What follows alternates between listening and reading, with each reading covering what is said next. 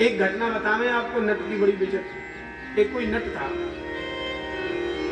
बड़ा सुंदर सुंदर जादू का खेल दिखाता। एक बार वह नट एक राज दरबार में पहुंचा और जाकर के अपनी पत्नी को नटनी को ढोल बजा करके पहुंच गया। अन्नदाता माई बाप हुजूर, नट हूं, खेल दिखा करके परिवार चलता है, खेल दिखाने आया हूं। उस राजा ने कहा कि बहुत नटों का खेल देख लिया, बहुत जादूगरों का खेल देख लिया, तुम्हें कुछ लेना है तो ऐसे ही ले जाओ, हमें कोई तुम्हारा खेल देखने में रुचि नहीं है।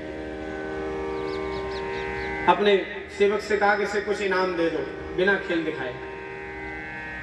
उस नट ने कहा हुजूर बिना खेल दिखाए तो मैं कुछ भी नहीं लूंगा आपसे, नट हूं, खेल दिखाता हूं तभी लेता हूं, आपको नहीं देखना है तो मैं खाली लौट जाऊंगा, लेकिन मेरी प्रार्थना थी मेरा एक खेल तो देख लेते हैं। और राजा ने सोचा कि इसको जाने का एक सरल उपाय यही है। राजा ने कहा कि तू ऐसा खेल दिखा जो आज तक कभी देखा नहीं है।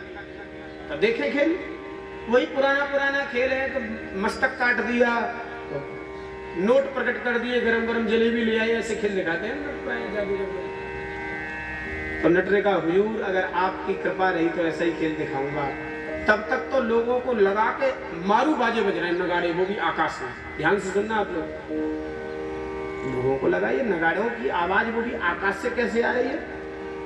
उस नट ने कहा राजन हुजूर देवासुर संग्राम चालू हो गया आकाश में, देवता और असुर दोनों लड़ रहे हैं आपस में। देवताओं ने मेरे बुलावे के लिए सूचना भेजी है, मैं जा रहा हूँ, स्वर्ग जा रहा हूँ भगवान, देवताओं के पक्ष से लड़ूंगा मैं।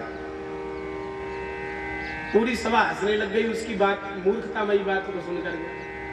राजा ने कहा कैसे जाओगे तुम स्वर्ग में? बोले देखिए हुजूर अभी। तब तक उसने अपने झोली से एक सूत का धागा निकाला, पिंडा, और उस पिंडे की एक छोर पकड़ करके ऐसे तेजी से उसे ऊपर फेंका, सरर करते हुए आकाश में चला गया वह सूत का धागा। उस नट ने कहा हुजूर इसी को पकड़ के मैं चढ़ जाऊंगा। और महाराज उसने पकड़ा जैसे कोई रस्सी पकड़ के चढ़ाए ना, उस कच्चे सूत के धागे पर पकड़ के चढ़ गया। लोग बड़े बड़ा कमाल का नट है भाई। और तेजी से मारू बाजे बजने की आवाज सुनाई दी। थोड़ी ही देर हुई थी कि जाते जाते उसने अपनी पत्नी की सुरक्षा की प्रार्थना राजा से कर दी थी। कहा हुजूर मैं तो जा रहा हूं, अब युद्ध में जा रहा हूं, पता नहीं बचूंगा कि मरूंगा। मेरी जो पत्नी है ना नटनी है, बड़ी सुंदरी और बड़ी सुशील है, सती साध्वी पतिव्रता है, आप इसको सुरक्षित रखना भवन में, आने के बाद मैं ले लूंगा। राजा ने कहा सुरक्षित रहेगी, तुम लौटाओ।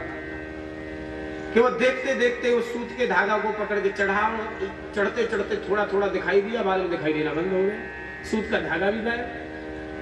सोच रहे पता नहीं कैसा खेल दिखा रहा है। थोड़ी ही देर हुई कि महाराज आवाज तेज हुई, और आवाज तेज होते होते उस नट का एक हाथ कट के गिरा दरबार में, दूसरा हाथ कट के दरबार में गिरा, पैर कट के, दूसरा पैर कट के धड़ गिरा, और धड़ करने के बाद में सिर ही अलग होकर कट करके गिरा, टुकड़े टुकड़े अलग अलग उसके शरीर के हो गए। अब तो महाराज उसके कटे हुए शरीर के टुकड़ों को देख करके सन्नाटा छा गया पूरे दरबार में। भाई गजब हो गया, ऐसा विचित्र नट के युद्ध करने गया और कट गया।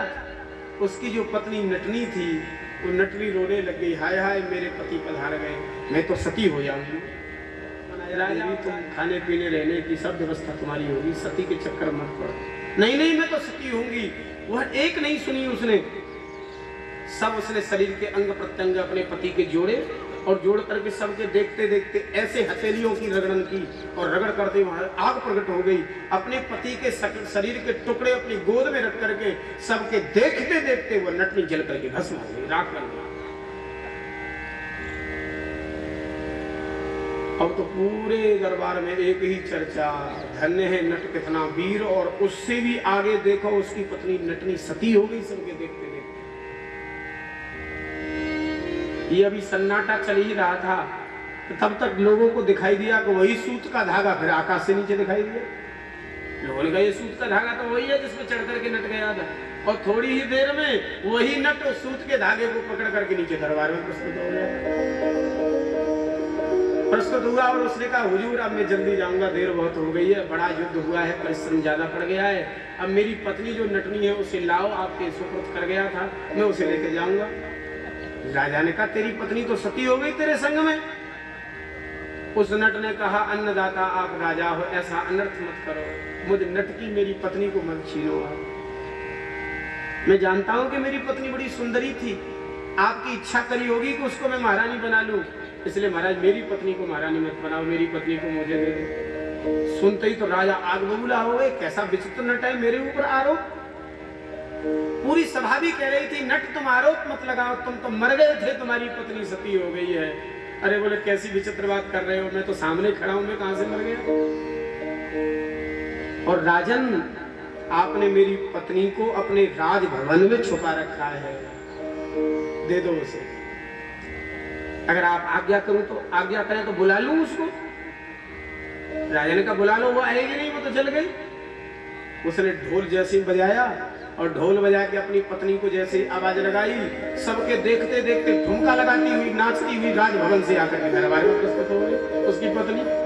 अब तो भैया जितने देखने वाले थे वो सब दंग रह गए, बोले ये क्या कैसा विचित्र लीला हो रही है। उस नट ने प्रणाम किया और अपना पात्र बढ़ाते हुए, हुजूर आपको खेल अगर पसंद आया हो तो कुछ इनाम दे दो, अब मैं जा रहा हूँ। राजा ने कहा कि तेरे खेल के सामने तो मेरा राज्य भी छोटा पड़ जाएगा, देने के लिए ऐसा विचित्र खेल दिखाया तुमने। उस नट ने कहा, अन्नदाता माई बाप, इसमें मेरी कोई करामात नहीं है, ये त्रिभुवन को बनाने वाले सबसे बड़े नट तो भगवान है। उन भगवान का बनाया हुआ एक नट ऐसा खेल दिखा सकता है तो वह भगवान कैसा खेल दिखाते होंगे। नट बड़ बटू सब नटों में श्रेष्ठ है। और इस बात को दृढ़ता से स्वीकार कर लो ना कि हमारे ठाकुर जी नट है और वही हमें नचा रहे हैं।